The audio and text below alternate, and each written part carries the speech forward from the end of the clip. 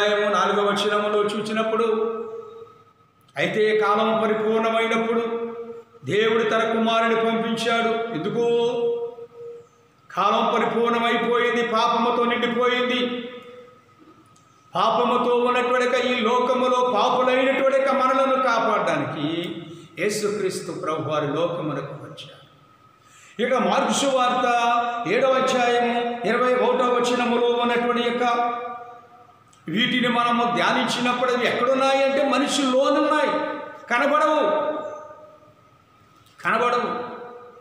అవి ఎప్పుడు వస్తాయంటే సమయ కొలది మనము వాటిని ఉపయోగించుకుంటూ ఉంటాడు మానవుడు. సమయం వచ్చినప్పుడు ఏది కావాలో దాన్ని బయటికి తీస్తూ ఉంటాడు. ఆ పాపం అనేది ఏది దేనితో అవసరమైనదో అది బయటికి తీసి దాని ద్వారా పాపము చేస్తూ ఉంటాడు. కంటితో, నోటితో, చెవితో, వినికిడితో, మాటతో, ఇక ఇలాగన అనేకమైన పాపము చేస్తూ ఉంటాడు. కనుక లోకంలో పాపము చేసిన, పాపము లేనివాడంటూ ఎవరు లేరు. అందరూ పాపులే. దేవుడు అనుగ్రహించినటువంటి మహిమను పొందలేనటువంటి పాపలం మన అందరం. అంటే పాప స్థితిలో ఉన్నటువంటి మనలను కాపాడుటకు ప్రభైనటువంటి యేసుక్రీస్తు ప్రభువారు లోకమునకు వచ్చి ఆయన చేసిన గొప్ప కార్యములను మనం కొన్ని చూద్దాం. లూకా సువార్త 7వ అధ్యాయములో ఒక మాట మనకు కనబడుతుంది. 7వ అధ్యాయము 47వ వచనాన్ని నేను చదువుతాను.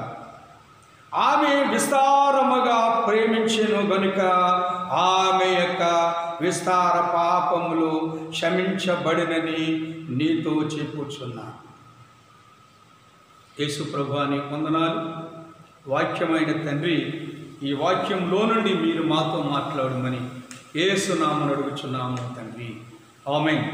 ఈ మాటను మనం చదువుకున్న మాటను ఒక్కసారి నేను మీకు మరోసారి చదువు. ఆమె విస్తారముగా ప్రేమించెను గనుక ఆమె విస్తార పాపములు క్షమించబడినని నీతో చెప్పుచూ ఉన్నా.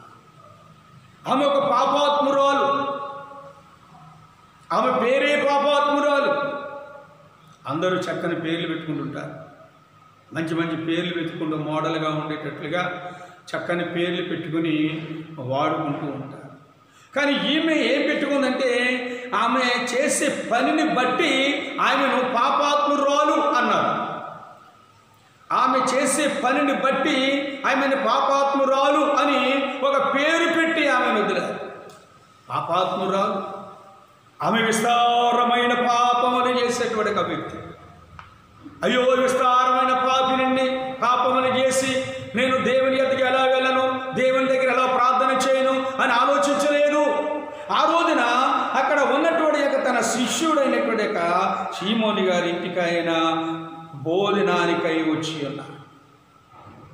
యేసు రావడము చూచి, సీమోని గారి ఇంటికి యేసు రావడము చూచి ఇదే తరుణము, ఇదే సమయం అనుకుని యేసు పాదాల మీద పడి ఆమెకున్నటువంటి అత్తరును తీసుకుని వచ్చి పాదములకు పూసి తుడిచి కన్నీళ్లు కార్చుచు ఏడుస్తున్నటువంటి ఈమె కన్నీళ్లను యేసయ్య చూచాడు.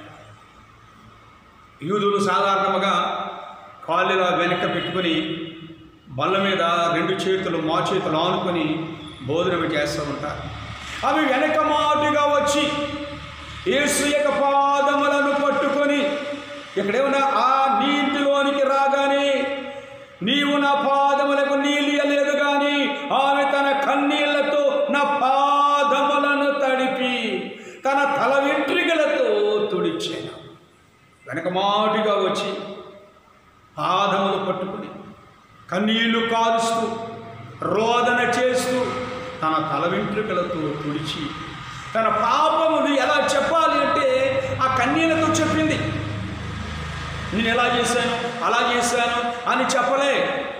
తన కన్నీళ్లు, విస్తారమైన కన్నీళ్లు కార్చుట వల్ల ఆమె ఎంత పాపో ఆయనకు బాగుగా ఇరుకై ఉన్నది.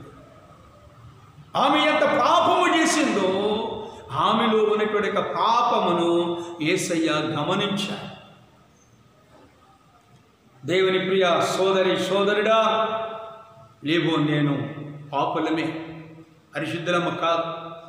దేవుడు అనుగ్రహించిన మహిమను పొందలేని పాపులము. ఆ రోజున యేసయ్య దేవుడిచ్చేటువంటి మహిమను పొందలేని పాపులలో కొందరిని ఆయన 3.5 సంవత్సరాలు లోకంలో చేసినటువంటి అద్భుతమైన కార్యములలో ఒకటేమిటంటే పాపాత్మురాలను క్షమించుట. ఆమెను క్షమించి అంటాడు. ఒక మాట ఏమిటంటే, దయచేసి ఆ మాటను చదువుదాం. వాడు కొంచెముగా ప్రేమించేనని చెప్పి నీ పాపములు క్షమించబడి ఉన్నవి అని ఆమెతో చెప్పాను. నీ పాపాలు క్షమించబడి ఉన్నవి. క్షమా కిరీటము వేశాడు. లేవింకా, ఇదిగో నీ క్షమా కిరీటాన్ని వేస్తున్నాను నీకు. నీ పాపాలు క్షమించబడ్డాయి. నువ్వు శుద్ధురాలు అయిపోయావు. ఏమీ అక్కర్లేదు. నువ్వు శుద్ధి పొందినటువంటి ఒక పాపివి. ఈవేళ పాపమును విడుదల పొందినటువంటి ఒక బిడ్డవి. పాపములలో నుండి ఈవేళ నీ విడుదల పొందిన ఒక శుద్ధురాలివి. నీతిగా, నిజాయితీగా, పరిశుద్ధాత్మగా, పరిశుద్ధమైనటువంటి తత్వాన్ని కలిగి ఇప్పటి నుండి నేను పాపము చేయకుండా బ్రతుకు. ఎంత చక్కగా చెప్పాడు ఆమె. నీ పాపములు క్షమించబడ్డాయి. క్షమా కిరీటము వేయించబడుకున్న ఒక కుమార్తె పాపాత్మురాలు. ఈవేళ పాపాత్మురాలు కాదు, క్షమించబడినటువంటి ఒక బిడ్డ, యేసుతో క్షమాపణ పొందినటువంటి ఒక బిడ్డ, యేసు క్షమిస్తే క్షమించబడినటువంటి ఒక బిడ్డ, యేసు పాదములు పట్టుకు విస్తారమైనటువంటి కన్నీళ్లు కాల్చినటువంటి ఆమె జీవితము మారిపోయింది. సీమోని గారి ఇంటిలో వచ్చిన తర్వాత అక్కడ ప్రార్థనలు, ఆమె కన్నీళ్లు కాచి ఆ పాదములు తడిపి తుడిచి విస్తారముగా కన్నీళ్లు కాచడం వల్ల ఆమె పాపములు క్షమించబడిపోయాయి. దేవుని స్తోత్రం. కనుక దేవుని ప్రియ విశ్వాసులారా, ఇలాగ నువ్వు ఒక పాపి అయితే, ఒకవేళ మనం పాపులము, కనబడిన పాపులము, పాపాత్మురాలు ఈమె జీవితము ఎలాగైపోయిందంటే పాపాత్మురాలు అంటే ఎంత చిన్నతనమో. ఆ పేరు పెట్టి లోకములు పిలుస్తూ ఉంటే ఇదేమిటి నాకు ఇలా పిలుస్తున్నారేంటని చిన్నతనం అయ్యి సిగ్గైపోయి ఇంటిలో నుండి బయటికి రానటువంటి ఒక పరిస్థితి కలిగినటువంటి ఈమె ఈవేళ పాపము నుండి విడుదల పొందినది. దేవుని ప్రియ సోదరి సోదరుడా, మన పరిస్థితి ఏమిటి? మన జీవితం ఎలా ఉన్నది? ఏ విధముగా మనం నడుస్తున్నాం? ఏ విధముగా మనం మాట్లాడుతున్నాం? ఏ విధముగా పాపాత్మురాలమైనటువంటి పాపులమైన మనము ఎక్కడికి వెళితే పాపమని క్షమించబడతాయో నేటికి ఈ వేళకైనా మనము తెలుసుకోగలిగామా? ఎక్కడికి వెళితే నీ పాపములు క్షమించబడతాయి? నీ పాపలకు విముక్తి ఎక్కడ దొరుకుతూ ఉన్నది? నీ పాపానికి రక్షణ ఎక్కడ దొరుకుతూ ఉన్నది? ఇప్పటికైనా తెలుసుకున్నామా? వయసు పెరిగే కొలది కాలము తిరిగిపోతుందని తెలుసుకుంటున్నావా?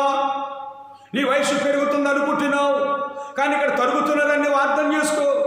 ఈ తరుగుదలలోనే, ఈ పెరుగుదలలోనే ఎలా ఉండాలి, ఈ పాపమును ఎలా వదిలిపెట్టుకోవాలి, వీటిని ఎలాగా వదిలించుకోవాలని ఆలోచిస్తున్నారా? పాపాత్మురాలైన ఆమె ఇక నీ పాపమును భరించలేను, ఈ మాటను భరించలేను, నేను బయటికి వెళ్ళలేను, నన్ను ఇలా పాపాత్మురాలు అని అందరూ నన్ను ఇలాగ ఏళన చేసి ఎగతాళి చేసినట్టు ఉంటే నేను భరించలేనని ఒకరోజు సీమోని గారికి వచ్చినటువంటి యేసు ప్రభు పాదములు పట్టుకుని రక్షణ పొందింది. యేసు ప్రభు ఆమెకు క్షమా కిరీటముని వేసమా, వెళ్ళు, నీ పాపములు క్షమించబడ్డాయని ఆమెకు క్షమా కిరీటం వేశారు. దేవుని స్తోత్రం చెప్తాం. హల్లెలూయా. ఇక రెండవదిగా మనం చూసినట్లయితే ఇక్కడ లూకా సువార్తలోని 19వ అధ్యాయము 10వ వచనాన్ని ఒకసారి మనం ధ్యానించినట్లయితే ఇక్కడ ఒక వ్యక్తి మనకి కనబడుచు ఉన్నాడు. ఇక్కడ కనబడుచున్నటువంటి వ్యక్తి ఎలాంటి వాడు అనేది మనము బాగుగా 19 మొదటిలోనే కొన్ని మాటలు ఆయన గురించి మనము చదువుకున్నప్పుడు 5వ వచనాన్ని చదువుదాం. యేసు ఆ చోటికి వచ్చినప్పుడు కన్నులెత్తి చూచి, జక్కయ్య త్వరగా దిగుము, నేడు నేను నీ ఇంట ఉండవలసి ఉన్నదని అతనితో చెప్పగా అతడు త్వరగా సంతోషముతో ఆయనను చేర్చుకోనేను. ఇక్కడ ఒక పాపి ఎలాంటి పాపివాడు? చుంపకు గుత్తదారుడు, పన్ను కట్టించుకునేవాడు, వసూలు చేసేవాడు, అన్యాయముగాను అక్రమముగాను వడ్డీకి వడ్డీ, బారు వడ్డీ, చక్ర వడ్డీ, ఆ వడ్డీ ఈ వడ్డీని డబ్బు సంపాదించి అక్రమంగా సంపాదించి ప్రజలను బాధపరిచిన వాడు, అలాంటి యొక్క పాపి అయినటువంటి యొక్క జక్కయ్య ఇంటికి ఈవేళ యేసయ్య రాబోతున్నాడు. ఆ యెరికో పట్టణానికి ప్రవేశించినప్పుడు ఆయన ఒక చెట్టు మీద ఉన్నాడు.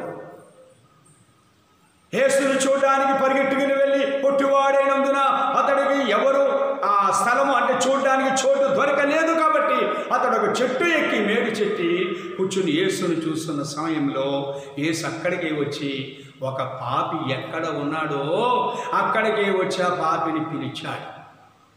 ఈవేళ సిమోని గారి ఇంటికి వచ్చాడు భోజనానికంటే, అక్కడ పాపి ఉన్నది. ఈవేళ భోజనమే కాదని కావలసింది ఆ పాపి ఉంది కనుక పాపని రక్షించాలి. యేసు పాపులు ఎక్కడ ఉన్నారో వెళ్ళాడు, పాపులు వెతుక్కుంటూ వెళ్ళారు, రక్షణ కోసం వెతుకుతూ వెళ్ళాడు, వారిని రక్షించడానికి వెళ్ళాడు. ఈవేళ యెరికో పట్టణానికి ఎందుకు వచ్చాడంటే ఇక్కడ ఉన్నటువంటి యొక్క జక్కయ్య అనేటువంటి యొక్క ఈ పుట్టివాణిని రక్షించుటకు ఆయన ఇంటికి రక్షణ తెచ్చుటకు వచ్చాడు. యేసు ద్వారా ఆయన రక్షణ.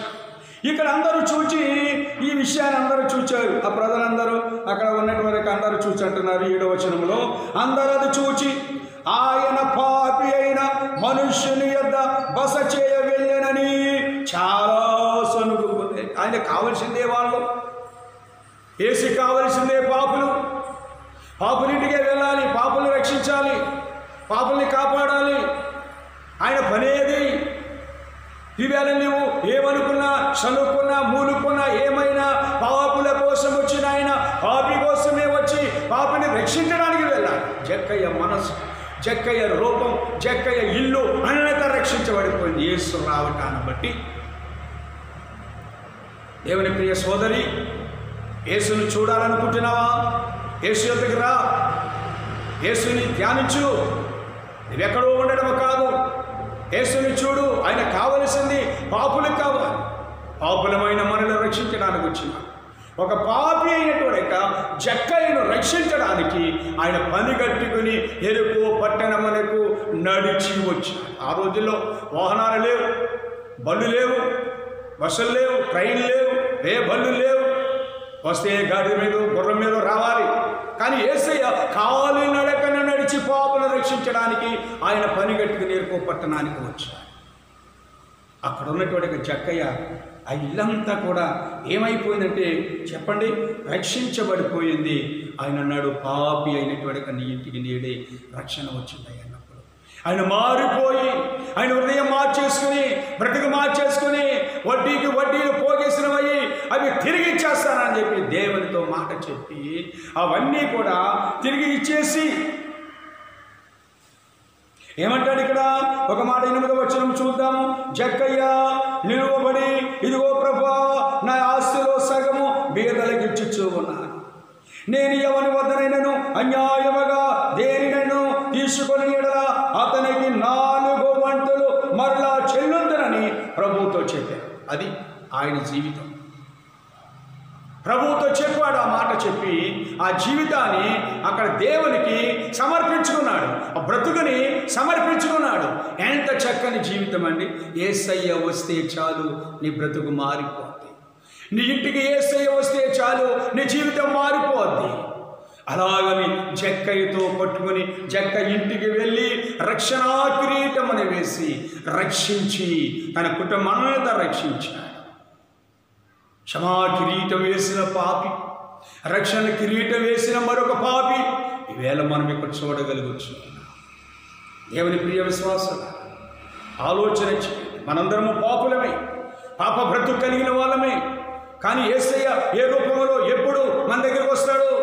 ఎప్పుడు నిన్ను పిలుస్తాడో, ఏ విధముగా నిన్ను ఆకర్షిస్తాడో, ఏ విధముగా నిన్ను తాకుతాడో, ఏ విధముగా నిన్ను రక్షిస్తాడో ఎదురు చూడు యేసు కోసం, ఎదురు చూడు యేసు కోసం. ఈవేళ ఆ దారంట వెళ్ళిపోతున్నాడు అని మనం చదువుకుంటున్నాము. కాదు, అసలు విషయం ఏంటంటే ఆ ఎరుకోలో ఓ జక్కయ్య అనే ఓ పాపి ఉన్నాడు. ఆ పాపిని రక్షించడానికి పనిగట్టుకుని ఎరుకు పట్టణానికి వెళ్ళి ఆ పాపి ఇంటిని రక్షించాడు. ఇతడును దావీదు కుమారుడే. ఎంత బాగా చెప్పాడు యేసయ్య. యేసుక్రీస్తు ప్రభువారు ఎవరిని రక్షించాలనుకున్నాడో, ఎవరిని కాపాడాలనుకున్నాడో అక్కడ పనిగట్టుకుని వెళ్ళిపోయాడు. ఆ రోజుల్లో వాహనాలు లేకపోయినా కానీ పనిగట్టుకుని వెళ్ళి అక్కడ వారిని రక్షించి వచ్చాడు. ఇక మూడవదిగా చూసినట్లయితే ఒక స్త్రీని మనం చూద్దాం. యోహాను సువార్త 8వ అధ్యాయము చూద్దామండి. ఒకసారి దేవుని యొక్క వాక్యాన్ని చదువుదామండి. 8వ అధ్యాయము 10వ వచనంలో ఒక మాట మనకి అక్కడ కనబడవచ్చు ఉన్నది. దయచేసి మరి బైబిల్ ఉన్న వాళ్ళు తీసుకోవచ్చు. లేని ఎడల 8వ అధ్యాయము 10వ వచనములో ఒక మాట మనకి అక్కడ కనబడవచ్చు ఉన్నది. చాలా జాగ్రత్తగా ఇక్కడ ఈ మాటను మనం ఆలోచించాలి. ఏమిటో అది నేను చదువుతాను, జాగ్రత్తగా విందాం. యేసు తల ఎత్తి చూచి, అమ్మా, వారెక్కడ ఉన్నారు? ఎవరు నీకు శిక్ష విధింపలేదా అని అడిగినప్పుడు ఆమె లేదు ప్రభువా అనేను. దేవుని యొక్క మాటను ధ్యానిద్దాం. అమ్మా, వారు ఎక్కడ ఉన్నారు? అమ్మా అనేటువంటి ఒక మాట ఎంత చక్కగా సంబోధించాడో ప్రభు. ఆ మాటను మనం ధ్యానించాలి. ఎవరామె? పట్టబడిన స్త్రీ, పాపి అయిన స్త్రీ, పాపము చేసిన స్త్రీ. అక్కడ ఉన్నటువంటి యొక్క మాటను మనం చదివినప్పుడు అక్కడ ఉన్న పెద్దలు, అంటే ఆ ప్రాంతపు యొక్క పెద్దలు, ఆ గ్రామ యొక్క పెద్దలు అందరూ కలిసి ఆమెను, అక్కడ ఉన్నటువంటి ఆమెను తవురుతూ వచ్చారు. ఏమంటున్నారు? 8వ అధ్యాయము 4వ వచనములో నేను చదువుతాను. బోధకుడా, ఈ స్త్రీ వ్యభిచారము చేయుచుండగా పట్టబడెను. అట్టి వారిని రాళ్ళు రువి చంపవలెనని ధర్మశాస్త్రములో మోషే మనకు ఆజ్ఞాపించెను కదా. నిజమే, ఆజ్ఞాపించాడు. ఎవరు ఆజ్ఞాపించారు? మోషే గారు ఆజ్ఞాపించారు. పట్టబడిన స్త్రీని రాళ్లతో కొట్టి చంపేయండి, చంపేయండి అంతే. క్షమాభిక్ష లేదు, క్షమ లేదు, పాపలను క్షమించడం లేదు. ఆ రోజుల్లో ఏ శాస్త్రాన్ని పాటించారు? ధర్మశాస్త్రాన్ని పాటించారు. ఎందుకు చేసిందో తప్పు, ఎందుకు చేయవలసి వచ్చిందో ఆ తప్పు, పట్ట కోసమో ఎందుకు చేసిందో తెలియదు.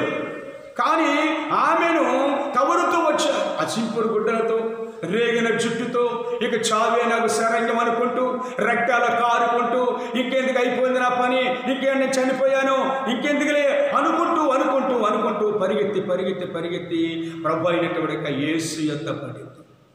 అక్కడికి వచ్చిన తర్వాత వాళ్ళు మాట్లాడే మాటలు ఎట్లా ఉన్నవి? ఇక్కడ ఒక మాట చూడండి అమ్మా, దయచేసి గమనించండి. బోధకుడా, ఈ స్త్రీ వ్యభిచారము చేయుచుండగా పట్టబడెను. అట్టి వారిని రాళ్లతో రువి చంపవలెనని ధర్మశాస్త్రములో మోషే మనకు ఆజ్ఞాపించాను కదా. నిజమే, ఆజ్ఞాపించాడు. ధర్మశాస్త్రములో ఆజ్ఞాపించాడు. ధర్మశాస్త్రము పాపికి రక్షణ ఇవ్వలేదు. ధర్మశాస్త్రము పాపులకు రక్షణ కల్పించలేదు. ఎందుకనగా ధర్మశాస్త్రములో కూడా ఒక మాటను మనం చదువుకున్నాం. దయచేసి నిర్గమాకాండము 21వ అధ్యాయము 23వ వచనములో మాటను మనము చదువుకుందాం. దయచేసి నిర్గమాకాండము 21వ అధ్యాయము 23వ వచనములో ఉన్న మాటను చదువుతాను. ఇది ధర్మశాస్త్రము.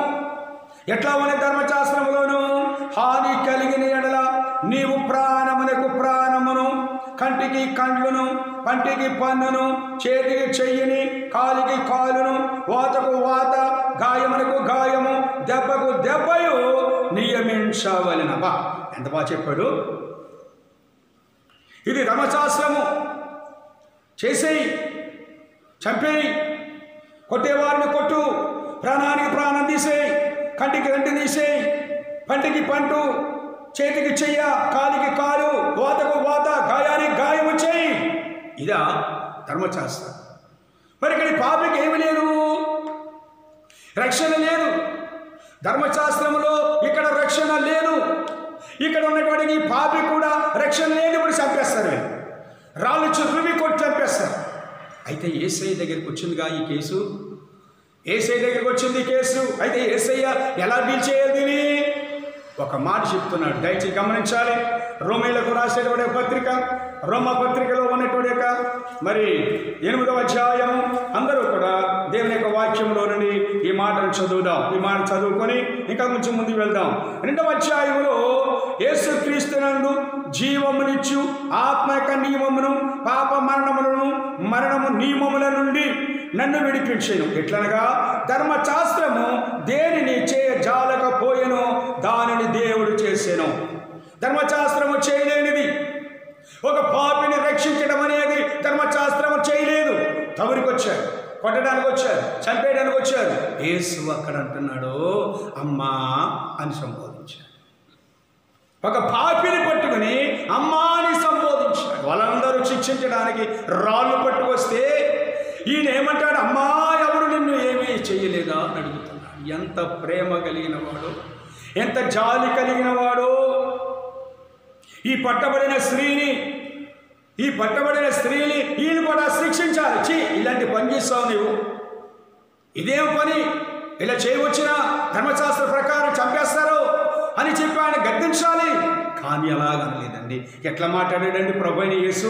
ఎంత చక్కగా మాట్లాడాడంటే అమ్మా అని ఆమెను సంబోధించి మాట్లాడి, ఎవరును నిన్నేమీ చేయలేదా అని అడిగితే, అవును ప్రభు ఎవరేమీ చేయలేదు, అయితే నేను నిన్నేమీ చేయను, ఇక నుండి అన్నడును పాపము చేయను. ఎంత బాగా మాట్లాడాడు, ఎంత బాగా తీర్పిచ్చాడు. పట్టబడిన స్త్రీని క్షమించాడు, ప్రేమ కిరీటమును వేశాడు, ప్రేమతో క్షమించాడు, రక్షణ కిరీటం వేసి అతని బ్రతుకుని మార్చాడు, క్షమా కిరీటమును వేసి తన పాపమును క్షమించాడు. యేసుక్రీస్తు ప్రభువారు లోకంలోకి వచ్చిన తర్వాత ఆయన చేసేటువంటి ఒక గొప్ప మేలు అనేకమైనవి ఉన్నవి. ముగ్గురు చేసింది పాపమే, పట్టబడిన ఆ స్త్రీ చేసిన పాపమే.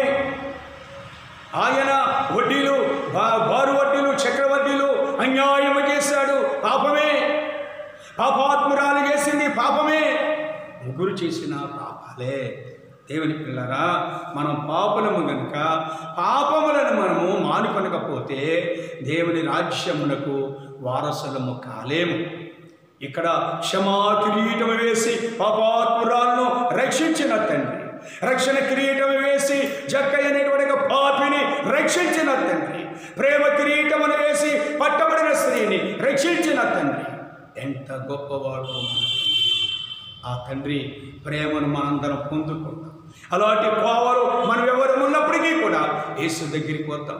యేసయ్య క్షమిస్తాడు, యేసయ్య క్షమిస్తాడు, మన పాపాలు క్షమిస్తాడు, మనకున్న సమస్తాన్ని క్షమించి వాళ్ళని ఎలాగైతే క్షమించాడు మనల్ని కూడా అలా క్షమిస్తాడు, మనల్ని కూడా తన రాజ్య నివాసులుగా చేస్తాడు.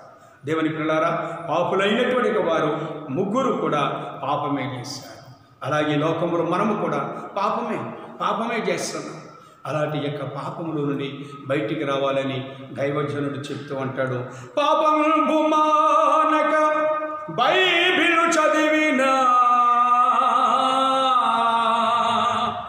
ఏమి ప్రయోజనం, ఇప్పుడైనా పాపము మానక ప్రార్థనలు చేసినా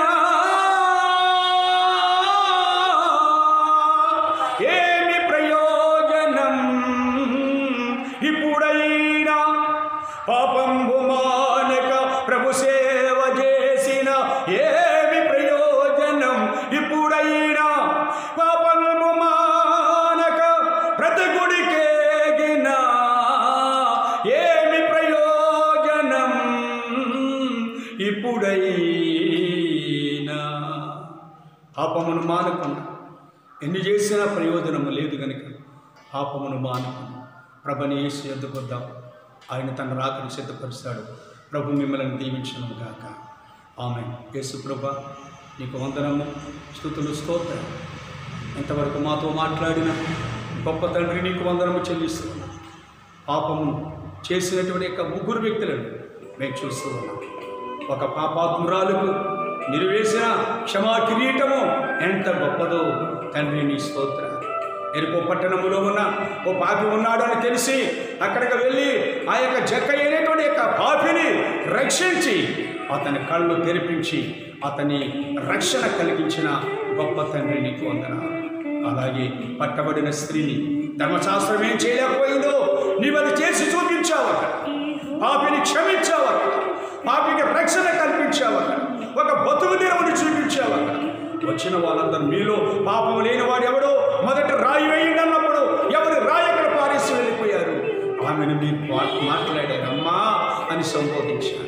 ఒక పాపిని అమ్మా అని సంబోధించారు.